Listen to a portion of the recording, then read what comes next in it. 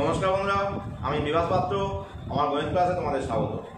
আজ আমি জটিল রাশির দ্বিতীয় ক্লাস করাবো। আগের ক্লাসে আমি জটিল রাশি কি, জটিল রাশির বৈশিষ্ট্য বা জটিল রাশি কেন এসেছে এই সম্পর্কিত বিভিন্ন বিষয় নিয়ে তোমাদের সাথে আলোচনা করেছি। মডিউলাস কি সেটাও আমি আগের ক্লাসে বলেছি। আজ আমার মেন আলোচ্য বিষয় হলো যে জটিল রাশির অ্যামপ্লিটিউড বা আর্গুমেন্ট কি এবং একের ঘনমূল কিভাবে নির্ণয় হয় বা তার মান কি কি, তার প্রপার্টি কি কি। তো প্রথমে আসা যাক আর্গুমেন্টে।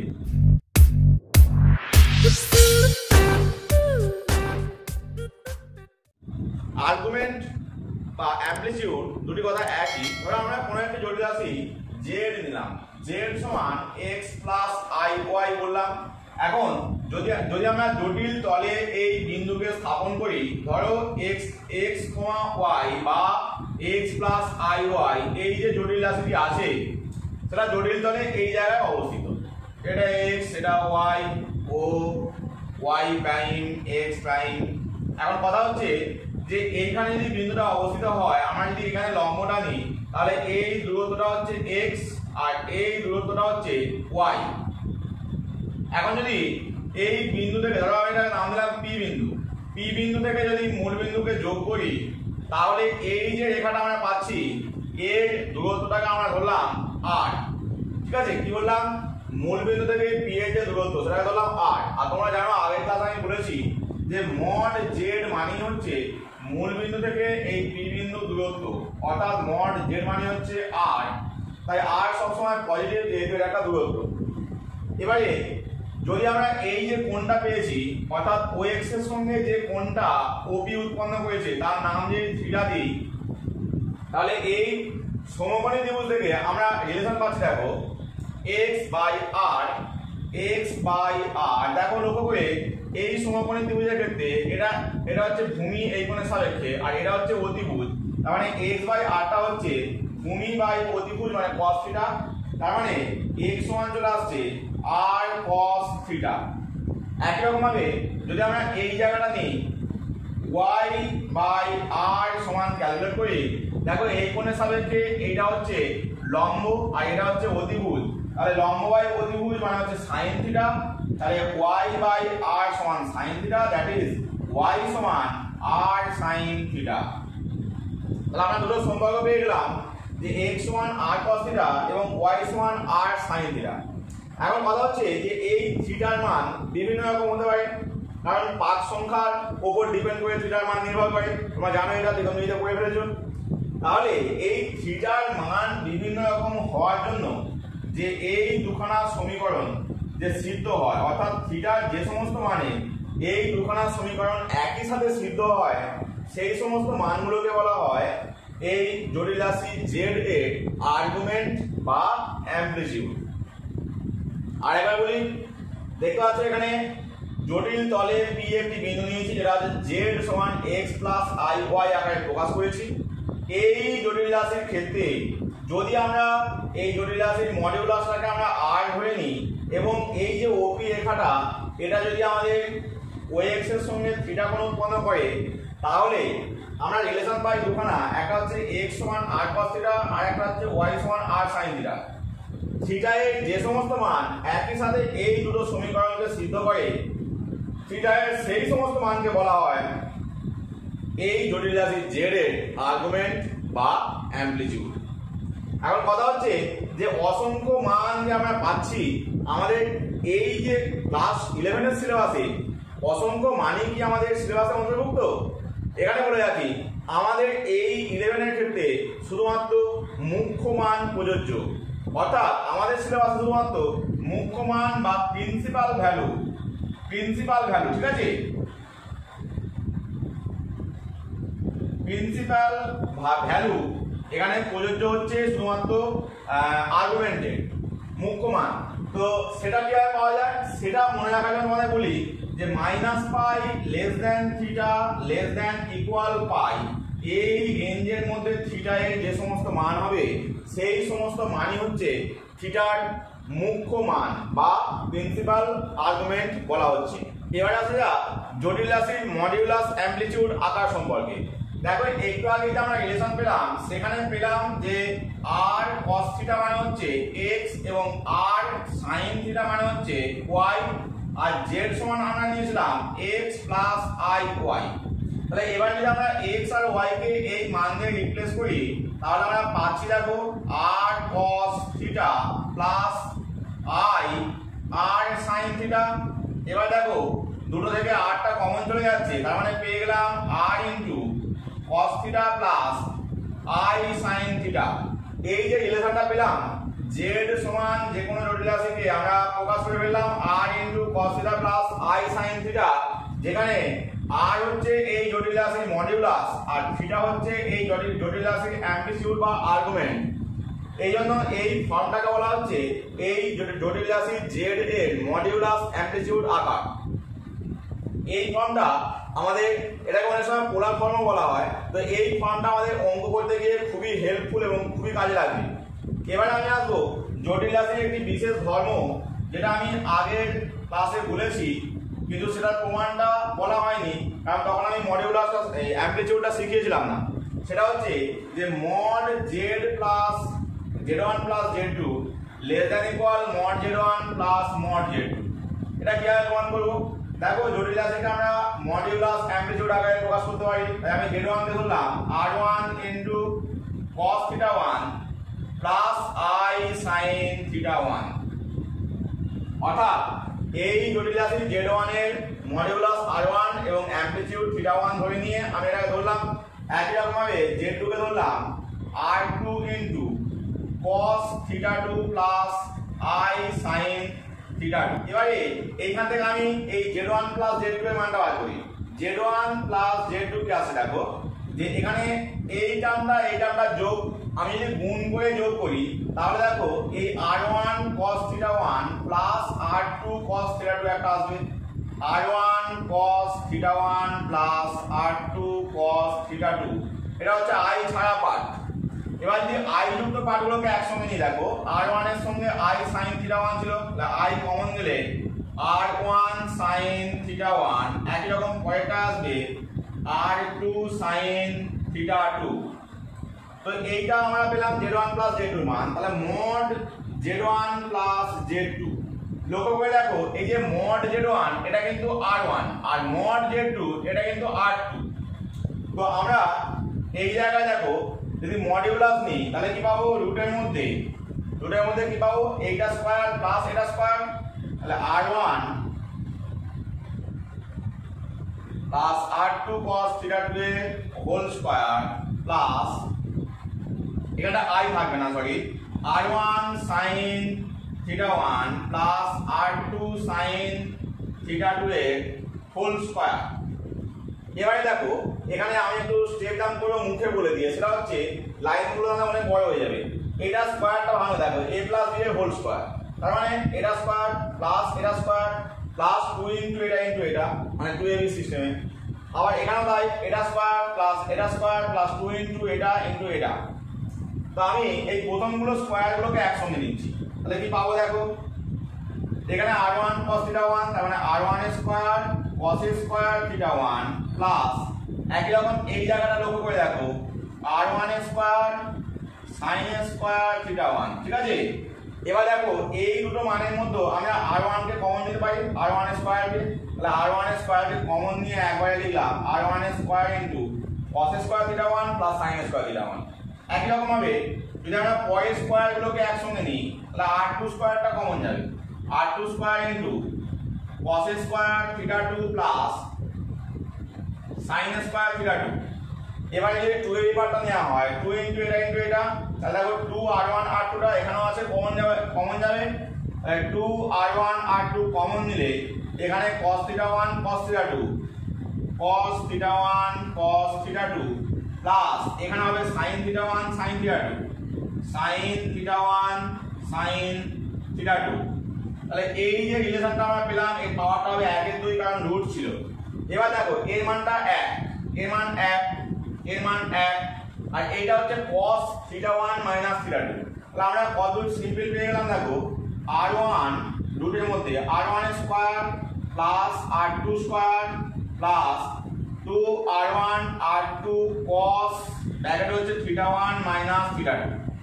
ঠিক আছে, এবার আমরা এইটার মধ্যে রিলেশন তৈরি করব। এই যে cos θ1 মাইনাস θ2 পেয়েছি, এর মান তো -1 থেকে 1, এই জায়গা থেকে আমাদের রিলেশন আসবে এবং এখান থেকে আমাদের অঙ্কটি হয়ে যাবে। তো এখানে দেখো -1 less than equal cos θ1 minus θ2 less than equal 1। এর মানে কি বোঝায়? এর মানে বোঝায় যে আমরা যদি মড নিই, মড cos θ1 মাইনাস θ2 সেটা অবশ্যই লেস দ্যান ইকুয়াল 1। এবার দেখো ভালো করে, এই যে রিলেশনটা আমরা পেয়েছিলাম, এই রিলেশনটা এই জায়গায় যে cosটা আছে সেই cosটা 1 বা 1 এর চেয়ে ছোট। কারণ আমি যদি এই জায়গায় 1 বসিয়ে দিই তাহলে 1 এর জায়গাটা বড় হয়ে যাবে। অর্থাৎ আমি বলতে চাইছি মড z1 প্লাস z2 যে মান সেটা এসে যাবে less than equal √r1 square plus r2 square plus 2r1 r2। ভালো করে লক্ষ্য করো, এগুলো তো সেম রেখে দিয়েছি, খালি এই জায়গাটায় আমি 1 বসিয়েছি। এখন এটায় 1 বসালে এখানে দেখতে পাচ্ছ 1 এর দিকটা বড়, তাই আমি 1 এর দিকটা বড় চিহ্ন নিয়েছি। আগে পর্যন্ত সব ইকুয়াল ছিল। তাহলে এই জায়গাটা লক্ষ্য করো, এখানটা r1 প্লাস r2 এর হোল স্কয়ার, তার রুট আছে, তাহলে এই মানটা হয়ে যাচ্ছে r1 প্লাস r2। আর একটু আগে বললাম r1 প্লাস r2 মানে হচ্ছে mod z1 plus mod z2।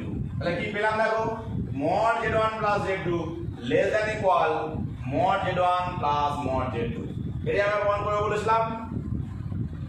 এরপর আসবো আর্গুমেন্টের আরো কয়েকটি প্রপার্টি। যেমন ধরো যদি z1 বাই z2 থাকে অথবা z1 ইনটু z2 থাকে, আমরা যখন মডিউলাস করেছিলাম তখন দেখেছিলে যে মডিউলাস অফ z1 z2 দুটো পার্টে মডিউলাসে গুণ হয়ে যায়, আর ভাগের ক্ষেত্রে তাই হয়ে যায়। কিন্তু আর্গুমেন্টের ক্ষেত্রে কি এই নিয়ম ফলো করে? সেটা আমাদের আলোচ্য বিষয়, যে argument of z1 by z2 সমান কত, আর আর্গুমেন্ট অফ z1 z2 সমান কত। তো এইগুলো আমাদের প্রমাণ যেহেতু সিলেবাসে নেই, তাই আমি এই প্রমাণের দিকে যাব না, তোমাদেরকে বলে দিচ্ছি এখান থেকে অঙ্ক পরীক্ষা কিন্তু আসে এবং জয়েন্টের ক্ষেত্রে এগুলো খুবই গুরুত্বপূর্ণ। তাই তোমরা ভালো করে এই সূত্রটাকে মনে রাখবে। সেটা হচ্ছে যদি argument of z1 plus argument of z2, এই যে মানটা ক্যালকুলেট করছি এই মানটা যদি -π থেকে π এর মধ্যে হয়, অর্থাৎ মুখ্য মানের রেঞ্জে হয়, তাহলে এই আর্গুমেন্ট অফ z1 z2 এর মান এটাই হবে argument of z1 plus argument of z2। কিন্তু যদি এমন হয় যে এই দুটো মান আমি ক্যালকুলেট করেছি এবং যোগ করেছি, যোগ করে দেখা গেল এর মানটা π এর চেয়ে বেশি কিন্তু 2π এর চেয়ে কম। কি বললাম? π এর চেয়ে বেশি কিন্তু 2π এর চেয়ে কম। যদি এই রেঞ্জের মধ্যে হয়ে যায় বা এখানে ইকুয়াল থাকলে অসুবিধা নেই, তাহলে কিন্তু আমরা এখানে যেহেতু মানটা বেশি হয়ে গেছে আমাদেরকে কমাতে হবে মানটা, সেজন্য আমরা এর সঙ্গে নেব -2π। এটা মাথায় রাখবে। কি বললাম? যদি z1 argument of z1 plus argument of z2 এর মান π থেকে 2π এর মধ্যে আসে, তাহলে আমরা এই আর্গুমেন্ট অফ z1 z2 এটা বলবো argument of z1 plus argument of z2 -2π। অর্থাৎ এখানে মানটা যেহেতু বেশি চলে এসেছিল π এর চেয়ে, তাই আমরা 2π বিয়োগ করে কমিয়ে নিলাম। এখন যদি এমন হয় যে argument of z1 plus argument of z2 এর মান -2π থেকে -π এর মধ্যে আসে, তাহলে এখানে লক্ষ্য করে দেখো আমাদের -π এর চেয়ে এখানে ভ্যালুটা কম এসে গেছে। সুতরাং এখানে আমরা এই মানটিকে বাড়াতে হবে। সুতরাং এখানে এই মানটিকে আমাদের বাড়াতে হবে। তার মানে আমরা এখানে 2π যোগ করে নেব।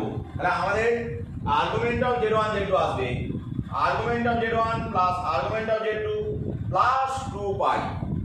একই রকম ভাবে যখন আমরা argument of z1 by z2 calculate করব, তখনও কিন্তু একই সিস্টেম, শুধু এই মাঝখানটায় মাইনাস আসবে। ঠিক আছে? যেহেতু এখানে ভাগ আছে এখানে মাইনাস, আর গুণের সময় প্লাস হয়। বাকি কিন্তু একই সিস্টেম। যেমন আমি বলেছিলাম যে argument of z1 minus argument of z2 দেখব, এর মান যদি -π থেকে π এর মধ্যে চলে আসে, তাহলে argument of z1 by z2 এর মান এটাই হবে। কিন্তু যদি মান এমন আসে যে এই মানটা π থেকে 2π এর মধ্যে এসে গেছে, তাহলে মানটাকে কমাতে হবে। তাহলে আমরা 2π বিয়োগ দিয়ে দেবো এবং এই ভ্যালুটা হবে এই আর্গুমেন্ট অফ z1/z2 এর মান। আবার যদি এমন এসে যায় এটা -2π থেকে এটা -π এর মধ্যে, তখন আমাদেরকে 2π যোগ করে নিতে হবে, অর্থাৎ -π এর চেয়ে যখনই কম আসবে তখন আমরা 2π যোগ করে নেব, যখন +π এর চেয়ে বেশি আসবে তখন আমরা 2π বিয়োগ করে নেব মুখ্য মানের রেঞ্জে আনার জন্য। এবার দেখো এখানে এই যে আর্গুমেন্টের ব্যাপারটা ভালো করে বোঝাবার জন্য আমি দুটি অঙ্ক তুলে নিয়েছি। প্রতিসংক্ষিপ্ত থেকে 12 দাগের 2 এবং 3 দুটি অঙ্ক আমি নিয়েছি। এই দুটি অঙ্ক আমি তোমাদেরকে করিয়ে এই আর্গুমেন্টের ধারণাটা বা আর্গুমেন্ট কিভাবে নির্ণয় করা হয় তা আমি স্পষ্ট করে দেবো। দেখো প্রথমে যে কোশ্চেনটা দেওয়া আছে 2 এর দাগ -3 -3i, আমরা ধরে নেব প্রথমে যে ধরি z সমান -3 -3i, অতএব z সমান -3 -3i সমান -3 -3। জানো তোমরা আমি আগের ক্লাসে বলেছি যে এখানে যে -3 -3i আছে এর মানে আমরা ক্রমিত জোড় আকারে লিখলে এটা -3, -3 হয় এবং জটিল তলে এই বিন্দুটি তৃতীয় পাদে অবস্থিত, এটা আমাদের কাজে লাগবে। তোমরা যদি আগের ক্লাসটি দেখে না থাকো আমার রিকোয়েস্ট তোমরা আগের ক্লাসটি অবশ্যই দেখে নাও, তারপরে এই ক্লাসটি দেখো, তোমাদের বুঝতে সুবিধা হবে। এবার দেখো যে এখানে এই জটিল রাশিটি জটিল তলে তৃতীয় পাদে অবস্থিত, তাই তো? তৃতীয়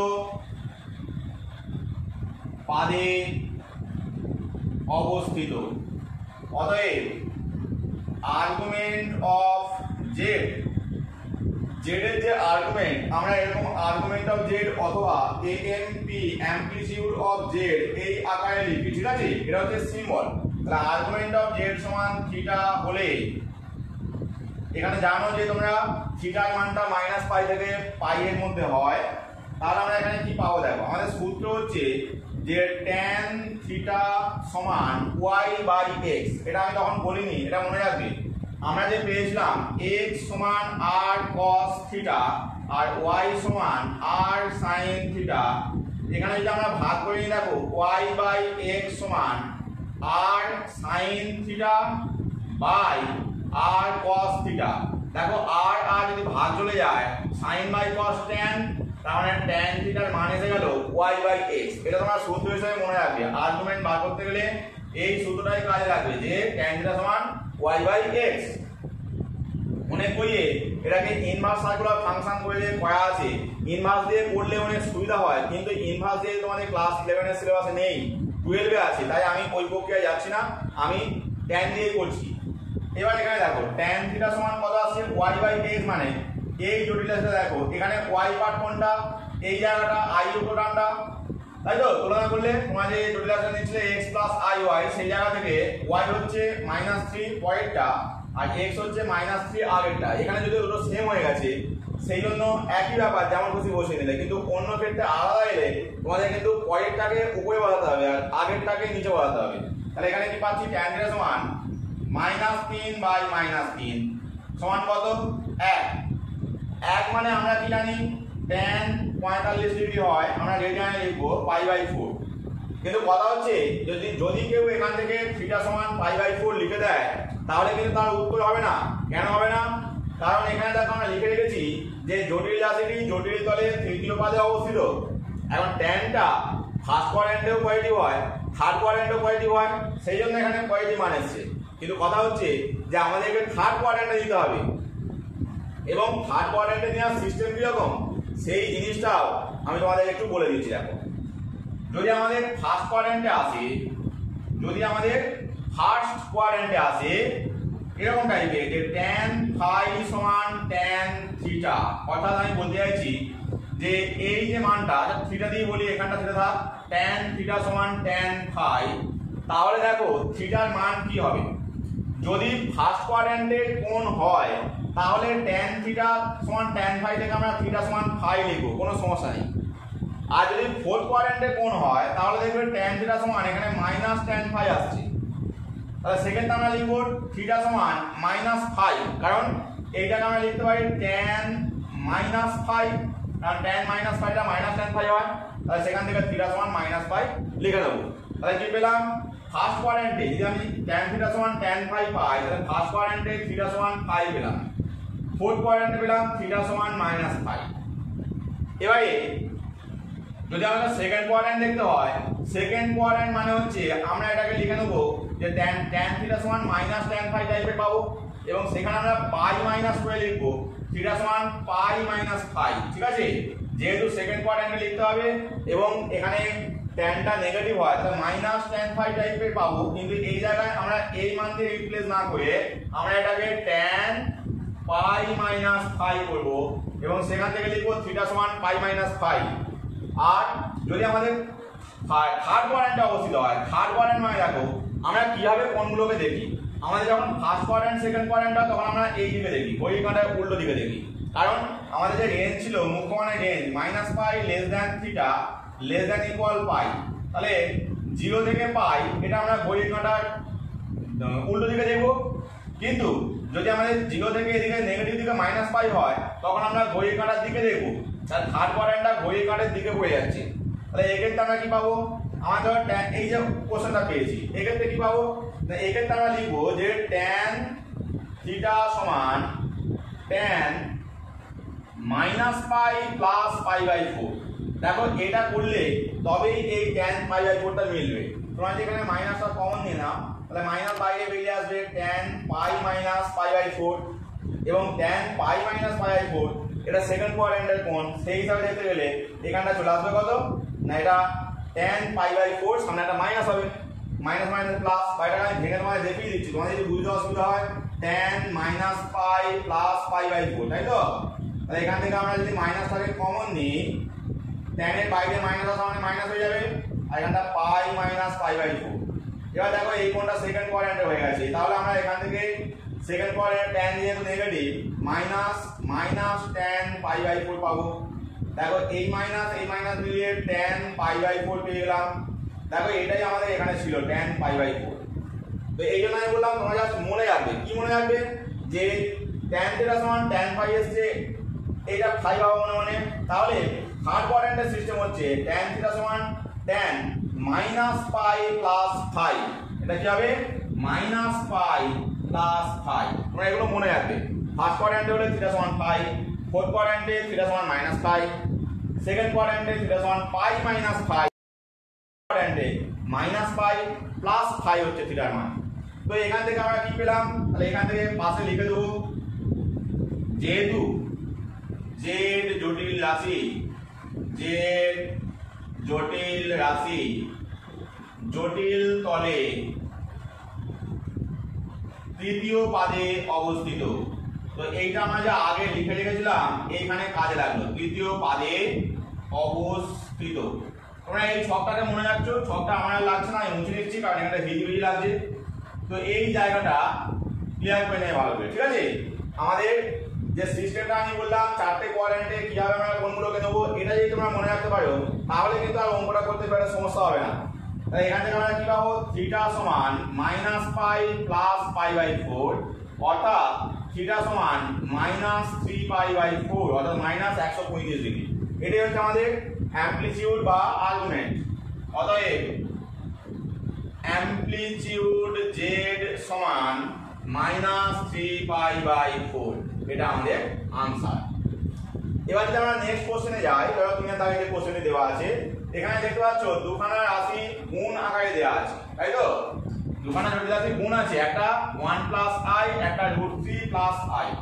মনে করে তো ভাবতে পারে যে আমরা যে লাস্ট সূত্রটা দেখলাম যে z1 ইন্টু z2 এর যে আর্গুমেন্ট সেটা আমরা নির্ণয় করছিলাম, কি হবে না, প্রথমে z1 ইন্টু z2 এর আর্গুমেন্ট নির্ণয় করতে গিয়ে argument of z1 argument of z2 বার করছিলাম, তারপরে ক্যালকুলেট করছিলাম। তো আমি বলি ওই প্রসেসে আমরা যাবো না, যদি ওরকম টাইপের অঙ্ক আমাদেরকে উল্লেখ করে দেয় তখনই আমরা ওই প্রসেসে যাবো, নাহলে ভুল করে ফেলবে। আর অন্য ক্ষেত্রে আমরা এটা গুণ করে নেবো, ওই ঝামেলার মধ্যে আমরা যাবো না। ধরি z সমান 1 plus I into √3 plus I, অতএব তাহলে z সমান কত হবে, গুণ করে দাও √3 plus I plus √3i plus i square, তার মানে √3 এটা -1, এখানে -1 এলো, প্লাস আইটাকে কমন নিয়ে নাও, √3 প্লাস 1 সমান √3 মাইনাস 1 √3 প্লাস 1। এটা দেখতে পাচ্ছ যে জটিল রাশিটা প্রথম কোয়াড্রেন্টে অবস্থিত। কেন? √3 এর মান 1.732। তোমরা ক্লাস 10 এ এই মানটা বারবার মুখস্থ করেছো, তাই তো? এটা হচ্ছে 1.732, তার থেকে 1 বাদ মানে 0.732, এটা পজিটিভ। আর এটা তো এমনি পজিটিভ দেখা যাচ্ছে। সুতরাং প্লাস প্লাস মানে ফার্স্ট কোয়াড্রেন্ট, তাহলে এটা ফার্স্ট কোয়াড্রেন্ট হবে। জটিল রাশিটি জটিল তলে প্রথম পাদ, তাই তো? প্রথম পাদে অবস্থিত। অতএব আর্গুমেন্ট z সমান থিটা হলে থেকে 0 less than theta less than π/2, তাই তো? এখানে কিন্তু ইকুয়াল গুলো হবে না। Theta 0 less than theta less than π/2, কারণ আমি ফার্স্ট কোয়াড্রেন্টে বলেছি, ঠিক আছে? এবারে অতএব আমরা কি পাবো? tan থিটার মান y/x, এখানে y হচ্ছে এই মানটা √3 প্লাস 1 বাই √3 মাইনাস 1। এবারে অনুবন্ধী দিয়ে বা করণীয় সহগ উৎপাদক দিয়ে গুণ করো। আমি করণীয় সহগ উৎপাদক দিয়ে গুণ করছি। √3 plus 1 into √3 plus 1 by √3 minus 1 into √3 plus 1। Calculate করলে উপরটা a plus b whole square, তার মানে 3 প্লাস 1 প্লাস 2 √3, আর নিচেটা a square minus b square মানে 3 মাইনাস 1। যদি ক্যালকুলেট করা হয় এখানে 3 আর 1 4, তাহলে 4 প্লাস 2 √3 বাই 2, 2 দিয়ে ভাগ করে দাও, 2 প্লাস √3। এই যে মানটা আমরা পেলাম 2 প্লাস √3, এটা তোমাদের মুখস্থ থাকলে ভালো, মুখস্থ করে রাখাই উচিত। তোমরা মুখস্থ রাখবে এটা হচ্ছে tan 75 ডিগ্রির মান, tan 75 ডিগ্রি। তোমরা ষষ্ঠী পদ্ধতিতে মুখস্থ রাখবে, মুখস্থ রেখে আমরা বৃত্তীয় পদ্ধতিতে পরে চেঞ্জ করে নেবো, ঠিক আছে? এবার আমি বৃত্তীয় পদ্ধতিতে চেঞ্জ করে নেবো। π/12 হচ্ছে 15 ডিগ্রি, তাহলে 15 কে 5 দিয়ে গুণ করলে 75 হয়, তার মানে এটা 5π/12। তাহলে কি পাচ্ছি? tan থিটা সমান tan 5π/12। অতএব থিটা সমান 5π/12। পাশে লিখে নেবে যেহেতু z জটিল রাশি, জটিল তলে প্রথম পাদে অবস্থিত। তো এই হচ্ছে জটিল রাশি যে আর্গুমেন্ট বা অ্যামপ্লিটিউড নির্ণয় করার পদ্ধতি। তবে এখানে একটা জিনিস বলা হয়নি, লক্ষ্য করে দেখো যে আমি যা কিছু মানগুলো বললাম, যে সবটা আমি সেটা বললাম তোমাদেরকে আরেকবার দেখে নাও। যে আমি বলেছিলাম tan থিটা সমান যদি tan phi হয়, প্রথম কোয়াড্রেন্টের ক্ষেত্রে আমরা লিখি থিটা সমান phi, সেকেন্ড কোয়াড্রেন্টে লিখি থিটা সমান পাই মাইনাস phi, থার্ড কোয়াড্রেন্টে লিখি থিটা সমান মাইনাস পাই প্লাস phi, এবং ফোর্থ কোয়াড্রেন্টে লিখি থিটা সমান মাইনাস phi। এখন কথা হচ্ছে আমি সবগুলোকে কোনো না কোনো কোয়াড্রেন্টে বলেছি, তাই তো? কোনো না কোনো পাদে অবস্থিত বলেছি। কিন্তু যদি এরকম হয় যে এই জায়গার মধ্যে অবস্থিত, অর্থাৎ OX বরাবর কোনো একটা জায়গায় অবস্থিত, তাহলে কি হবে?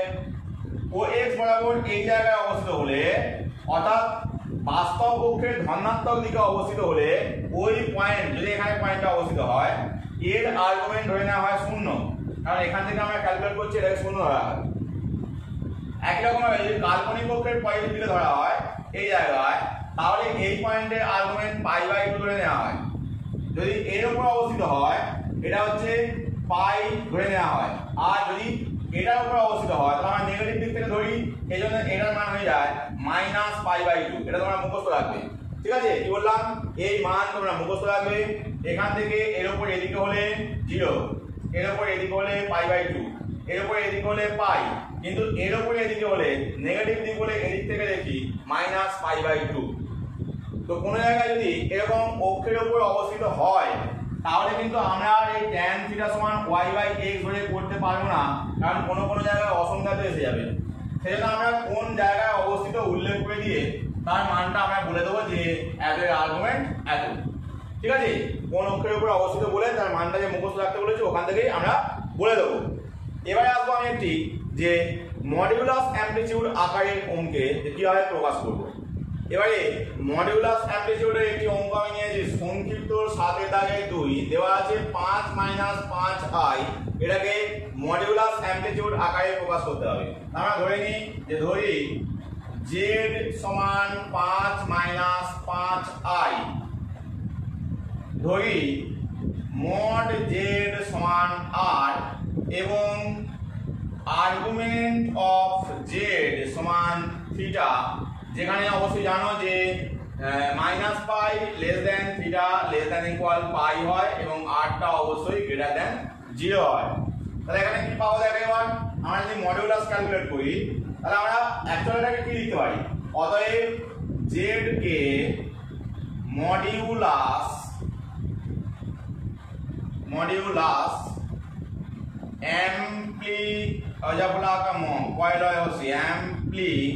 অ্যামপ্লিটিউড, এটা ইংরেজি, বাংলা লেখা আছে, ইংরেজি লেখা বরং সহজ। মডিউলাস অ্যামপ্লিটিউড আকার হলো, আমি পরের বার ইংরেজিতে লিখে দেবো, z সমান r into cos theta plus i sin theta. এবার আমাদের কাজ হচ্ছে যে এই r এর মান নির্ণয় করা এবং থিটার মান নির্ণয় করা। r তো সহজেই বেরিয়ে যায়, r সমান mod z সমান, দেখো এটা mod হবে mod 5 - 5i, তাহলে কত হচ্ছে √ 5 স্কয়ার প্লাস -5 এর হোল স্কয়ার। এটা তোমরা আগের ক্লাসে দেখেছো, 5 × 5 = 25 এখানটা আসছে, এখানটাও 5 × 5 = 25, তার মানে রুটের মধ্যে 50, আর 50 মানে আমরা পাই 25 × 2, তার মানে 5√2। এটা আমাদের মডিউলাসটা বেরিয়ে গেল, মানে i এর মান বেরিয়ে গেল। এবার আমাদের কাজ কি, এবার আমাদের কাজ হচ্ছে আর্গুমেন্ট নির্ণয় করা।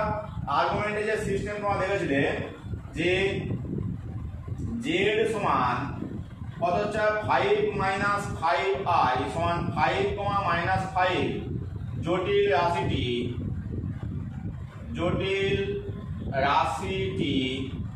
জটিল তলে, দেখতে পাচ্ছ এটা হচ্ছে প্লাস মাইনাস মানে 4th কোয়াড্র্যান্টে অবস্থিত, তাই তো? জটিল তলে চতুর্থ পাদে অবস্থিত। দেখো আমি প্রথমে একটি 3rd কোয়াড্র্যান্টের আর্গুমেন্ট নির্ণয় দেখিয়েছিলাম, একটি 1st কোয়াড্র্যান্টের আর্গুমেন্ট নির্ণয় দেখিয়েছিলাম, এটি সৌভাগ্যবশত 4th কোয়াড্র্যান্ট চলে এসেছে, তো সুবিধাই হলো, সব প্রসেসগুলো তোমরা দেখে নিতে পারছো। তো এখানে দেখো যে 5 - 5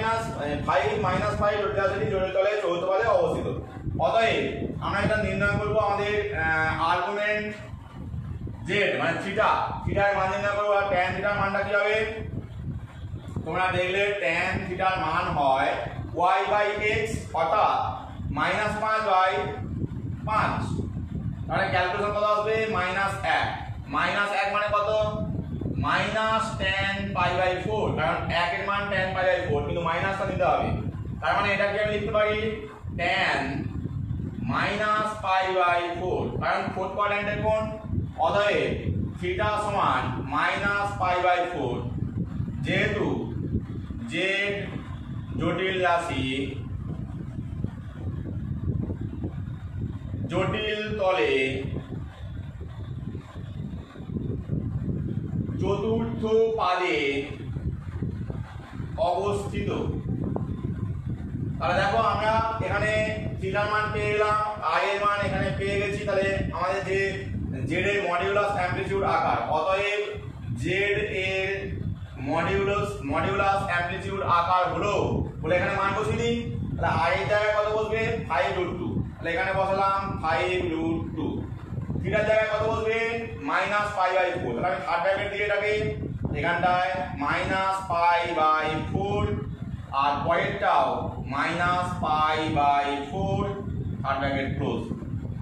তো এই হচ্ছে আমাদের অঙ্ক, যে মডিউলাস অ্যামপ্লিটিউড আকারে বার করতে গেলে প্রথমে মডিউলাস বার করলাম, পরে অ্যামপ্লিটিউড বার করলাম এবং তারপর r × cos θ + i sin θ আকারে প্রকাশ করলাম। এবারে আমি আসবো পরবর্তী থিওরিতে, অর্থাৎ একের যে ঘনমূল নির্ণয় এবং এই ঘনমূলগুলির মধ্যে কি সম্পর্ক বা কি এদের প্রপার্টি আছে সেইগুলি নিয়ে আলোচনা। একের ঘনমূল নির্ণয় করতে হবে, সুতরাং আমরা ধরলাম যে কিউব রুট অফ 1 সমান x, তাহলে দেখো দুদিকে যদি গুণ করে দিই তাহলে 1 সমান পাচ্ছি x কিউব, তাহলে একদিকে নিয়ে এলে x কিউব মাইনাস 1 সমান 0। এবারে যদি আমরা এটাকে a কিউব মাইনাস b কিউবের সূত্র ফেলি, উৎপাদক বিশ্লেষণের সূত্র, তাহলে x minus 1 into x square plus x plus 1 সমান 0 পাচ্ছি। তো এখান থেকে একটা অপশন পাচ্ছি যে হয় x মাইনাস 1 সমান 0, দ্যাট ইজ x সমান 1। আরেকটি অপশন পাচ্ছি এই টার্মটি x square plus x plus 1 সমান 0। দেখতে পাচ্ছ এটা দ্বিঘাত সমীকরণ, কিন্তু এটার মধ্যপদ সহগ বিশ্লেষণ করা যাচ্ছে না, সুতরাং আমরা শ্রীধর আচার্যের সূত্র ফেলবো। তাহলে x সমান মাইনাস b অর্থাৎ minus 1 plus minus root b square, b এখানে 1 আছে, 1 স্কয়ার 1 হয়, minus 4 into a into c অর্থাৎ 1 ইনটু 1 একই হয়, এটা রাখলাম। আর নিচে 2a, a এখানে 1, তাহলে 2 বসলো, মাইনাস 1 প্লাস মাইনাস, দেখা রুটের মধ্যে মাইনাস 3 বাই 2, রুটের মধ্যে মাইনাস 3 মানে তোমরা জানো যেটা হচ্ছে রুট 3i আসবে। তাহলে এখান থেকে কি পাচ্ছি minus 1 plus minus root 3i by 2। তাহলে আমরা 1 এর ঘনমূল 3টি পেলাম, একটি হচ্ছে 1 আর দুটি হচ্ছে একটা minus 1 plus root 3i by 2, আরেকটি minus 1 minus root 3i by 2। তো এই জায়গায় দেখো যে এখানে একটা হচ্ছে বাস্তব ঘনমূল, তাই তো, একটা হচ্ছে বাস্তব সংখ্যা পেলাম আর বাকি দুটো জটিল রাশিতে পেয়েছি।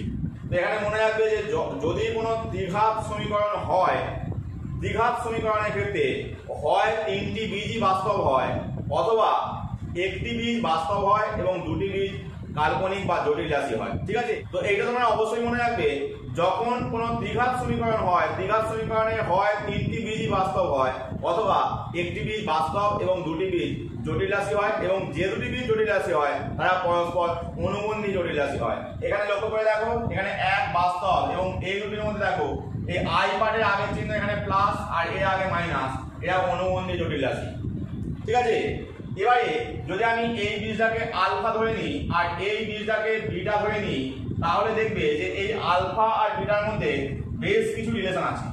প্রথমত যেহেতু এগুলো 1 এর ঘনমূল, সুতরাং এগুলোর কিউব করলে অবশ্যই আমরা 1 পাবো, তার মানে এই কাল্পনিক ঘনমূল যা আছে আলফা, আলফার কিউবটা 1, বিটার কিউবটাও 1।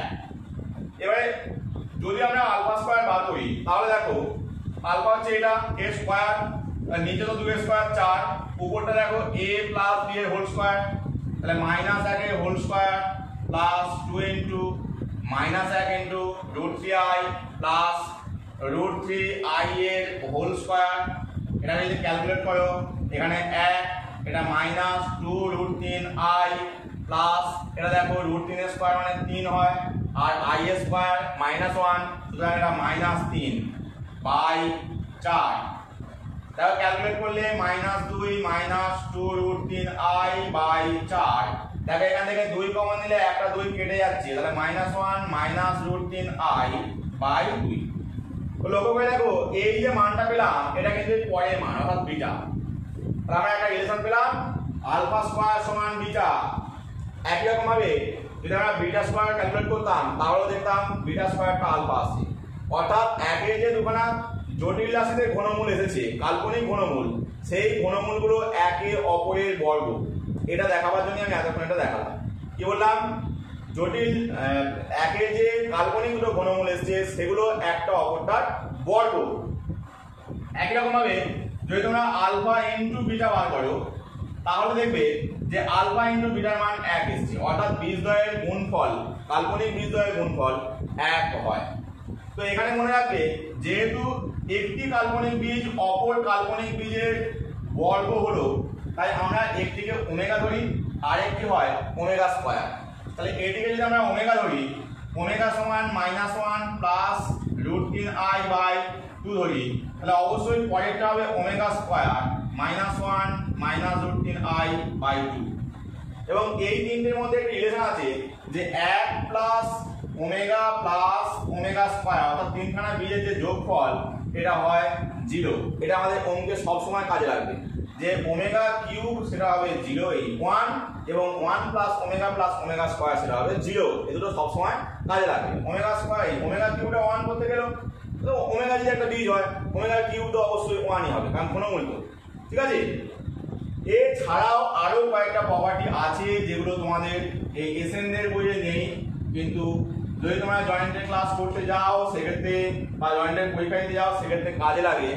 সেগুলো হচ্ছে যে এই যে তিনখানা আমরা বীজ পেলাম, একের যে ঘনমূল তিনটি পেলাম 1 ওমেগা স্কয়ার, এই তিনটি একটি বৃত্তের উপরে অবস্থিত হয়, ঠিক আছে। একটি বৃত্তের উপরে এই তিনটি বিন্দু 1 ওমেগা স্কয়ার এরা অবস্থিত হয়, এটি একটি। 2 নম্বর হচ্ছে যে এই তিনটি যে বীজ, এই তিনটি বীজ একটি সমবাহু ত্রিভুজের তিনটি শীর্ষবিন্দু, অর্থাৎ আমরা এই জটিল তলে এই তিনটি বিন্দুকে স্থাপন করি তাহলে দেখবে যে এই তিনটিকে আমরা সরলরেখা দিয়ে যোগ করলে যে ত্রিভুজটি পাবো সেটা একটি সমবাহু ত্রিভুজ এবং তার বাহু দৈর্ঘ্য হয় √3। এটা ক্যালকুলেট করে দেখানো যায়, আমি এই মুহূর্তে আর দেখাচ্ছি না, তোমরা এটা মাথায় রাখবে। এ প্রসঙ্গে আরেকটি কথা বলি, এইখানে যে আমি বৃত্তটি বললাম, যে বৃত্তের উপর এই তিনটি বীজ অবস্থিত সেই বৃত্তটির সমীকরণ হয় মড z সমান 1, অর্থাৎ x² + y² সমান 1, অর্থাৎ একটি বৃত্ত যার কেন্দ্র হচ্ছে মূলবিন্দু এবং ব্যাসার্ধ হচ্ছে 1। কি আর পাচ্ছি দেখো, যদি আমাদের এখানে এই যে মড 1 দেখো মড 1 এটাও 1, মড ওমেগা এটাও তোমরা মনে রাখবে 1, মড ওমেগা স্কয়ার এটাও 1। তাহলে বুঝতে পারছো 0 থেকে যদি দূরত্ব দেখি, আমি আগের দিন বলেছিলাম দুটি জটিল রাশি z1 এবং z2 এর মধ্যে দূরত্ব হচ্ছে মড z1 - z2। এখন যদি মূলবিন্দু থেকে দূরত্ব দেখি, মূলবিন্দু 0, তাহলে 0 থেকে দূরত্ব বললে মড 1 - 0 অর্থাৎ 1 হবে, মড ওমেগা - 0 এটাও মড ওমেগা মানে 1 হবে, মড ওমেগা স্কয়ার - 0 অর্থাৎ মড ওমেগা স্কয়ার এটাও 1। আর দেখতে পাচ্ছ যে 0 পয়েন্ট থেকে এই তিনটি বিন্দু দূরত্ব সেম, সুতরাং 0 পয়েন্ট এই জায়গায় কোথাও অবস্থিত হবে মূল বিন্দুটা, আর এর থেকে এই দূরত্বগুলো সেম, সুতরাং এই তিনটি একটি বৃত্তের উপর অবস্থিত। যে বৃত্তের সমীকরণ আমরা পেলাম মড z সমান 1 অর্থাৎ x² + y² সমান 1। এরপর আমি প্রতিসংখ্যিত থেকে কয়েকটি অঙ্ক তোমাদেরকে করে দেবো যাতে তোমরা অঙ্কগুলো বুঝতে পারো। তো এই প্রসঙ্গে তার আগে একটি কথা আমি বলবো, সেটা হচ্ছে যে দুটি জটিল রাশির মধ্যে কোনো তুলনা হয় না। যেমন দুটি বাস্তব সংখ্যার ক্ষেত্রে আমরা বলি যে দুটি বাস্তব সংখ্যা a আর b হলে ল অফ ট্রিকোটমি, এই ত্রিধারা সূত্র বাংলায় বলা হয়, এই সূত্রটি মেনে চলে, ঠিক আছে। ল অফ ট্রিকোটমি কি সূত্র না, হয় এটা b এর চেয়ে বড়, অথবা এটা b এর চেয়ে ছোট, অথবা এটা b এর সঙ্গে সমান। a এবং b দুটি বাস্তব সংখ্যা হলে এই তিনটির মধ্যে কোনো একটি হবেই, এর অন্যথা কিছু হবে না, হয় এটা b এর চেয়ে ছোট, নয় এটা b এর চেয়ে বড়, নয় এটা b এর সঙ্গে সমান। কিন্তু এটা হচ্ছে আমরা বাস্তব সংখ্যার তুলনা, কিন্তু জটিল রাশির ক্ষেত্রে এই তুলনা করা যায় না। অর্থাৎ আমরা এরকম একটি জটিল রাশি নিলাম 2 + 3i, আর একটি জটিল রাশি নিলাম 4 + 7i, তাহলে আমরা বললাম যে এটা লেস দ্যান এটা, আর দেখতে পাচ্ছ এখানে 2, এখানে 4 এটা বড় আছে, এখানে 3, এখানে 7 এটা বড় আছে। এর মানে যে এর চেয়ে এটা বড় বোঝাবে এমন কিন্তু ব্যাপার নেই, কারণ জটিল রাশির মধ্যে কোনো তুলনা হয় না। জটিল রাশির ক্ষেত্রে কে ছোট কে বড় এইভাবে কিছু ডিটারমাইন করা যায় না। এই অর্থে বাস্তব সংখ্যার ক্ষেত্রে আমরা খালি শুধুমাত্র একটি অক্ষ নিয়েছিলাম, এই বাস্তব অক্ষের উপর বিন্দুগুলি অবস্থিত ছিল, তাই কোনো বিন্দুর সাপেক্ষে অপর বিন্দু যদি বাঁ দিকে হয় সেটা ছোট হতো। কিন্তু এখন দুখানা অক্ষ আমরা নিয়েছি, একটি বাস্তব অক্ষ একটি কাল্পনিক অক্ষ, অর্থাৎ বিন্দুগুলি এরকম ছড়িয়ে ছিটিয়ে বিভিন্ন জায়গায় থাকে, এর মধ্যে কোনটা বড় কোনটা ছোট এইভাবে কিন্তু ডিটারমাইন করা যায় না।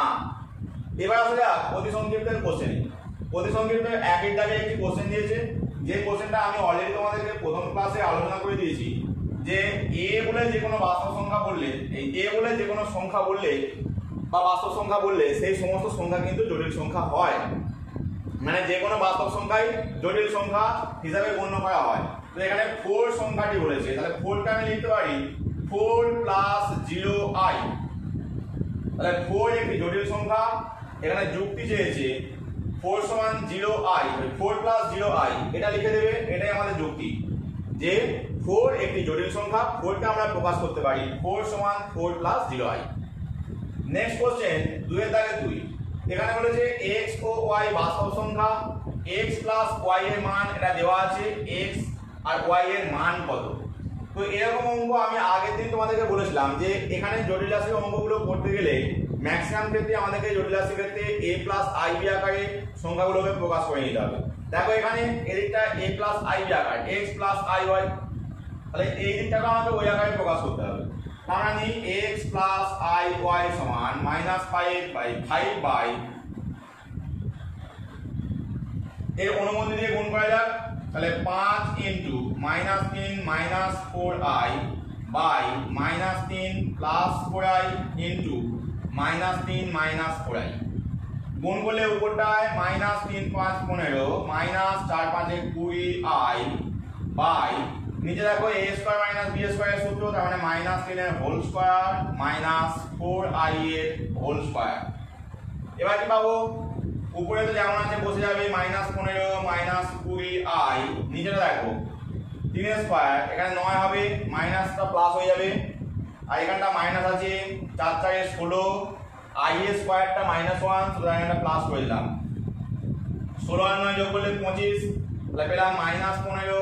আচ্ছা উপর থেকে 5 কমন নিয়ে নাও, উপর থেকে 5 কমন গেলে -3 4i, অর্থাৎ এই যে 5টা এখানে গুণ করেছিলাম এই গুণটা না করলেও চলতো, তাহলে এখানে 5 যদি কমন নিয়ে নিই, নিচে আসছে 25, এরপরে একটা 5 কেটে গেল, এই 5টা কাটলো, তাহলে আমরা লিখতে পাচ্ছি -3/5 -4/5i। তাহলে কি পেলাম আলটিমেটলি, দেখো যদি আমরা এখানটা মুছে দিই, আলটিমেটলি পেলাম যে x প্লাস iy এর মান হয়ে গেল -3/5 প্লাস i ইনটু -4/5। তাহলে বুঝতে পারছো জটিল রাশির সমতা থেকে পাই, এখানে লিখে নিই অতএব জটিল রাশির সমতা থেকে পাই x সমান বাস্তব অংশের সঙ্গে বাস্তব অংশ সমান -3/5, y সমান কাল্পনিক অংশের সঙ্গে কাল্পনিক অংশ সমান -4/5। এটাই আমাদের आंसर। নেক্সট কোশ্চেন 3 এর দাগ দেখো, এখানে বলেছে 1 plus i into 2 plus i into 3 plus i dot dot dot n plus i সমান a প্লাস ib হলে 2 into 5 into 10 into dot dot dot n square plus 1 সমান a square plus b square. তো এটা প্রমাণ করার জন্য আমি দুদিকে মডিউলাস নিয়ে নেব, ঠিক আছে। মডিউলাস কেন নিচ্ছি, এখানে টার্মগুলোকে দেখলেই বুঝতে হবে যে সবগুলোই মডিউলাস ছিল, মানে মডিউলাসের বর্গ করলেই উত্তর চলে আসবে। তো দুদিকে মডিউলাস নেওয়া যায়, 1 plus i into 2 plus i into 3 plus i dot dot dot n plus i সমান মড a প্লাস ib। তাহলে বা এখানে হবে, দেখো এখানে অনেকগুলো টার্ম গুণ আকারে আছে এবং এর মডিউলাস দেওয়া আছে। মডিউলাসের প্রপার্টি হচ্ছে যতগুলো টার্মই গুণ আকারে থাকে না কেন আমাদের মডিউলাসটা প্রত্যেকটা ভেঙে যায়। আমরা মডিউলাস 1 প্লাস i লিখলাম into mod 2 plus i into mod 3 plus i into dot dot dot mod n plus i সমান মড a প্লাস ib। এবারে এটা মডিউলাস ভাঙলে কি হয়, রুট 1 স্কয়ার প্লাস 1 স্কয়ার, এটা হবে রুট 2 স্কয়ার প্লাস 1 স্কয়ার, একই রকম পরেরটা হবে root 3 square plus 1 square dot dot dot, এইটা হবে root n square plus 1 square, এটা root a square plus b square. এবার এখান থেকে ক্যালকুলেট করো, এটা দেখো এটা হচ্ছে 2 চলে আসছে, 1 প্লাস 1 2, তাহলে তোমরা একবার যদি উভয় পক্ষে বর্গ করে দাও এই রুটগুলো আর লেখার দরকার নেই, কারণ সবগুলোতে রুট আছে। তাহলে 2 ইনটু এখানে 4 1 5 5 into 3 3 9 1 10 into dot dot dot লাস্টেরটা n স্কয়ার প্লাস 1 সমান a square plus b square, পাশে লিখে দেবে উভয় পক্ষে বর্গ করে পাই। কি বললাম, উভয় পক্ষে বর্গ করে পাই। তাহলে আমাদের প্রমাণ হয়ে গেছে, এখানে লিখে নেবে প্রমাণিত। নেক্সট কোশ্চেন 4টা দেখো, mod x minus iy by minus x plus iy এর মান এটা 1 প্রমাণ করতে দিয়েছে। তো আমরা এটা লিখছি না, বাদ দিলাম, সমান আমি আগের দিন একটা প্রপার্টি বলেছিলাম মড z1 বাই z2 মানে হচ্ছে mod z1 by mod z2, এটাকে কাজে লাগাবো। তাহলে উপর নিচে মডুলাসে ভেঙে নাও, mod x minus iy by mod x plus iy। তাহলে ভাঙলে কি হচ্ছে উপরটা মড হয়ে যাচ্ছে x স্কয়ার প্লাস এখানে দেখো মাইনাস y এর হোল স্কয়ার। একই রকম নিচেরটা হয়ে যাবে রুটের মধ্যে মাইনাস x এর হোল স্কয়ার প্লাস y এর স্কয়ার। তাহলে উপরটা কি আসছে root x square plus y square আর নিচেরটাও তাই root x square plus y square. দেখো মানগুলো কেটে গিয়ে এটা আসছে 1। এটাই আমাদের প্রমাণ করতে বলেছিল। তো বন্ধুরা আজ এই পর্যন্তই। ক্লাসটি ভালো লাগলে অবশ্যই লাইক দেবে, বন্ধুদের মধ্যে শেয়ার করবে। যারা আমার চ্যানেলে নতুন এখনো চ্যানেলটি সাবস্ক্রাইব করনি অবশ্যই চ্যানেলটি সাবস্ক্রাইব করে নেবে পরবর্তী এরকম আরো ক্লাস পাওয়ার জন্য। আর পাশে বেল আইকনটি অন করে দেবে যাতে পরবর্তী ক্লাসের নোটিফিকেশন পাও।